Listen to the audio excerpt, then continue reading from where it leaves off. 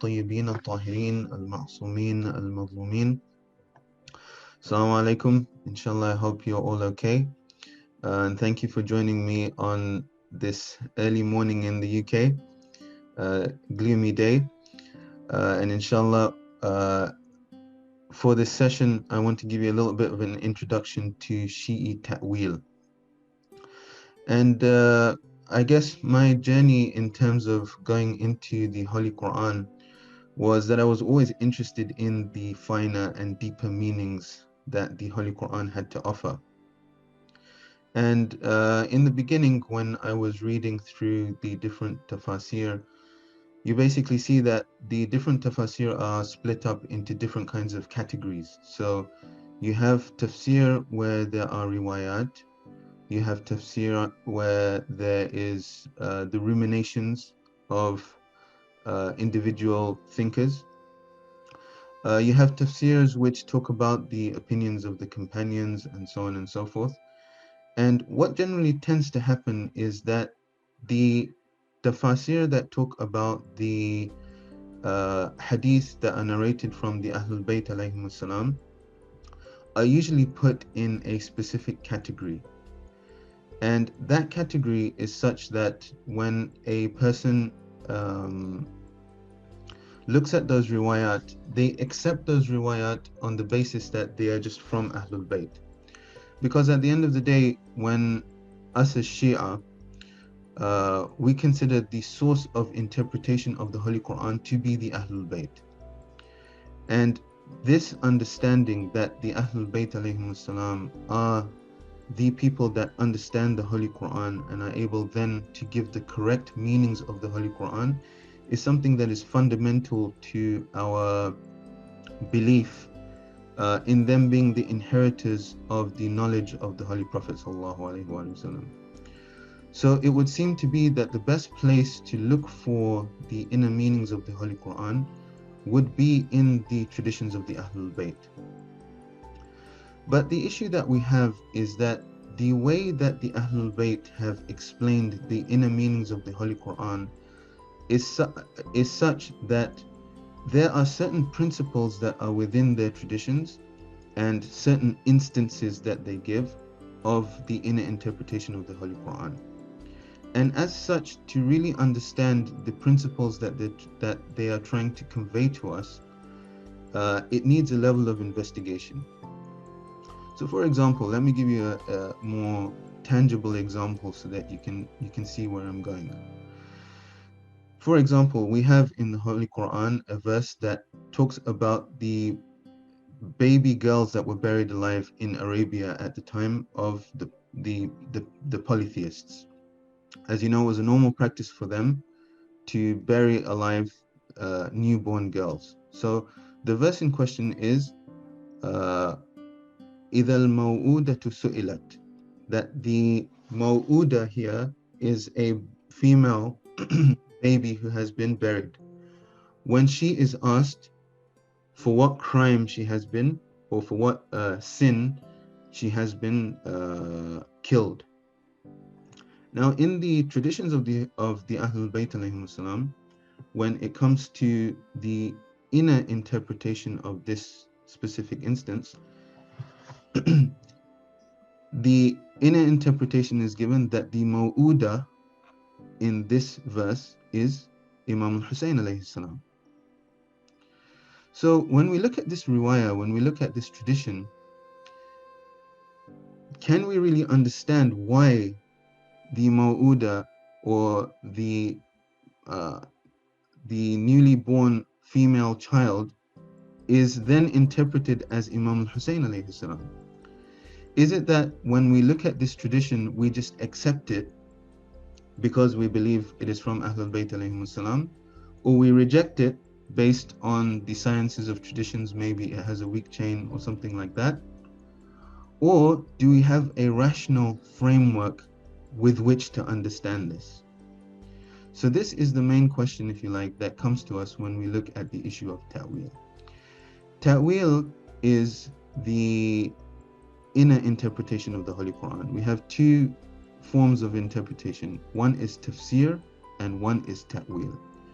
Tafsir is the interpretation of the outer, meaning the clarification of the words, the clarification of the sentence structure, the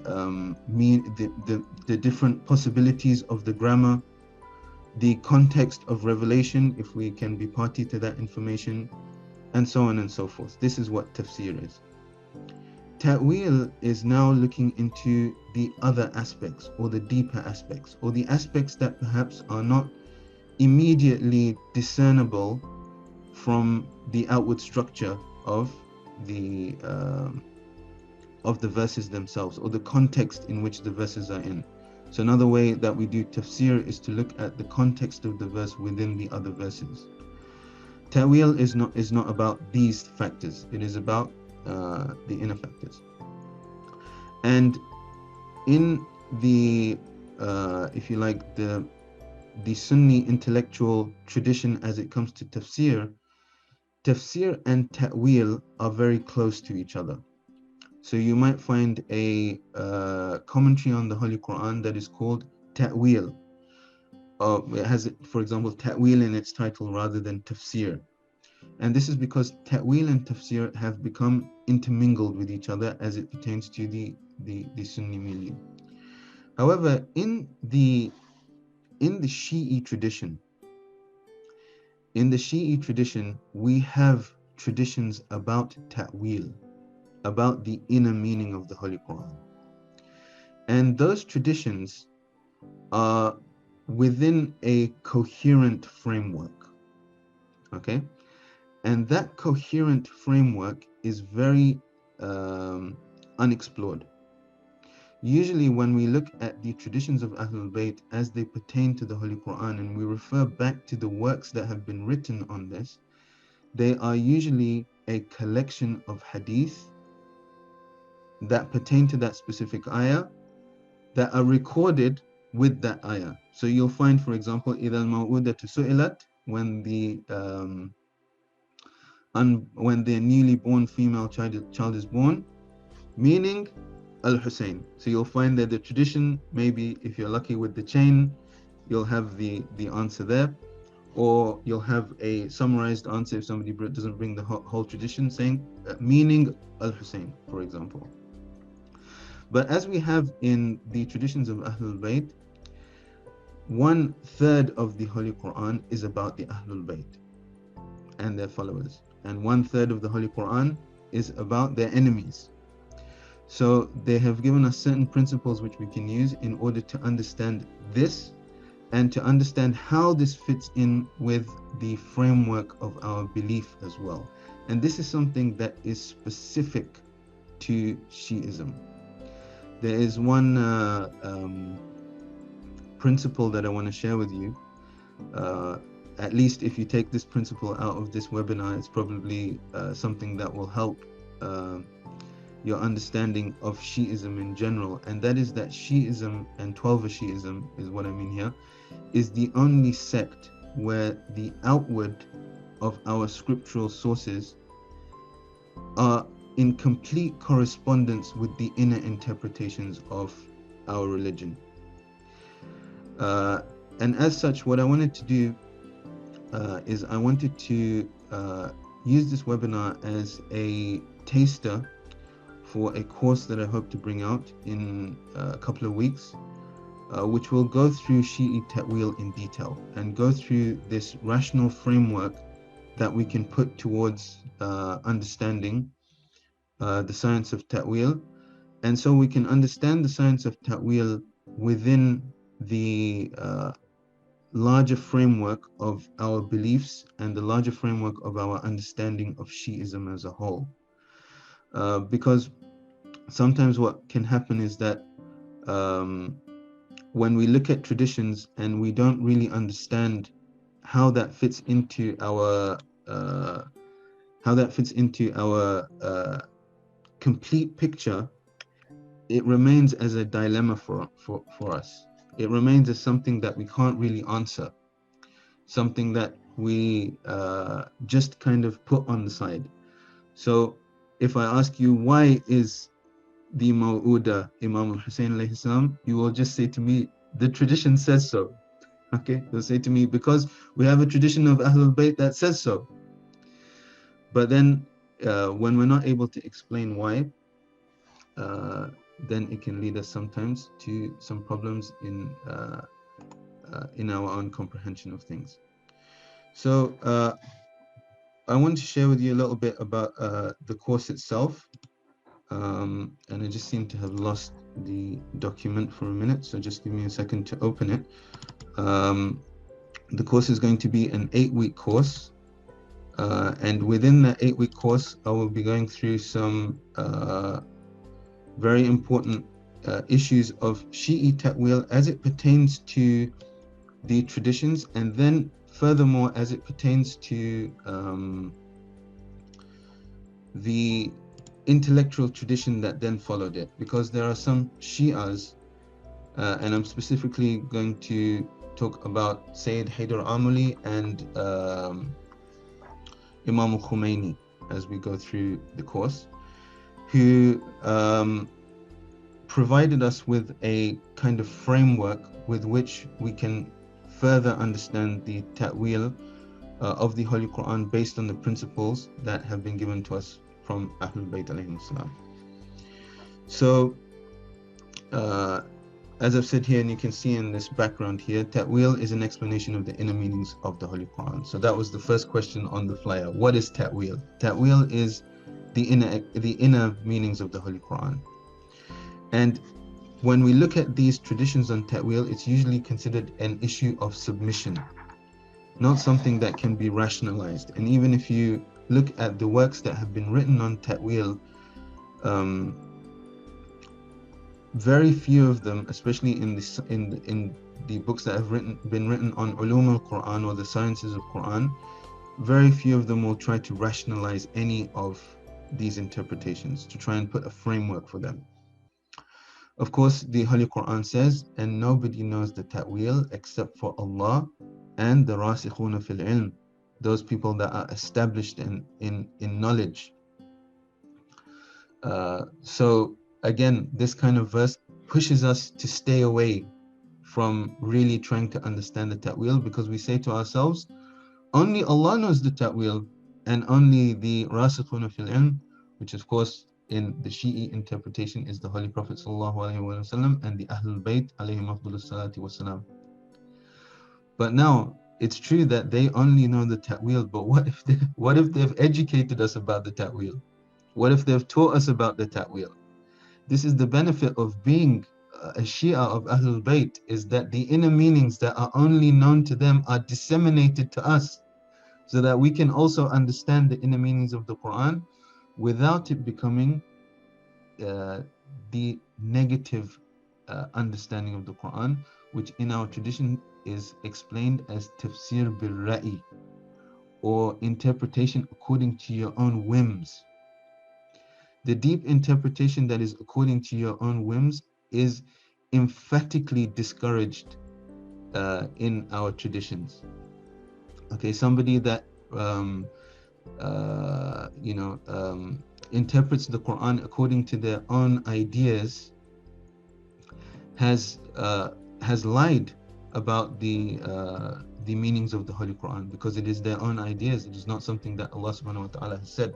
Some of you may have heard the hadith that says, Man fassara al-Quran bi ra'yihi falyatabawwa maq'adahu min an-nar, which means that whoever interprets the Holy Quran with his own interpretation, his own ideas, then he should prepare his own place in hell. This tradition is a tradition that appears in a book called Awali al-Layali. Okay, so it's not the most authentic tradition, even though it is very prevalent in the explanation of Tafsir bil Ra'i. So Tafsir bil Ra'i, one of the aspects of Tafsir bil Ra'i, or interpreting according to your own desires, is to just use the outward aspect of the Holy Quran without reference to the traditions of Ahlul Bayt alayhim salam. Okay, so but this kind of verse and a certain comprehension of this verse will make people stay away from trying to comprehend the deeper meanings. But as you can see here, it is clear that when the Ahlul Bayt themselves have explained, then it is upon us to understand their explanation rather than say, no, they only know, we'll accept whatever they say. Okay? So the realm of Ta'wil has been primarily understood from the perspective of those narrations, which you either accept or reject based on the sciences that go with accepting and rejecting hadith. In terms of the modern literature, in terms of the academic literature focuses on certain aspects of Shi'i Ta'wil, especially the issues of tahrif, where many or some previous scholars have insisted on there being tahrif in the Quran, sorry, where there is some kind of change. And again, this comes back to the traditions that explain the ta'wil of the Quran. So a orthodox opinion on these traditions is that these traditions are explaining the meanings. They're not explaining that certain words have been missed out. So what this course is going to do is it is going to provide a rational framework with which to understand the deeper meanings of the Holy Quran based on the traditions of the Ahlul Bayt alayhim afdalus salatu wassalam. So that is what I'm aiming to do here. So in the first week, I'll have an introduction.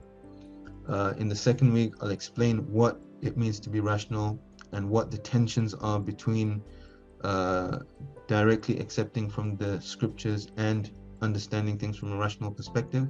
And then we will go into the examination of the various ahadith and the examples of ta'wil within our literature. We'll go through that in a little bit of detail, and then we'll move on to the mystical aspects of ta'wil according to the writings of the mystics. And in those writings, I will also show examples of invalid ta'wil. Okay, ta'wil that has been done in the wrong way, so that we can understand exactly how ta'wil has to be done in the right way. So inshallah, this hopefully I've answered those questions that were there in the flyer. And I think for the next 5 minutes, if anybody has any other questions, then I'll be pleased to answer. You can unmute yourselves and ask me if there's anything, or you can type in the chat at the bottom here, inshallah.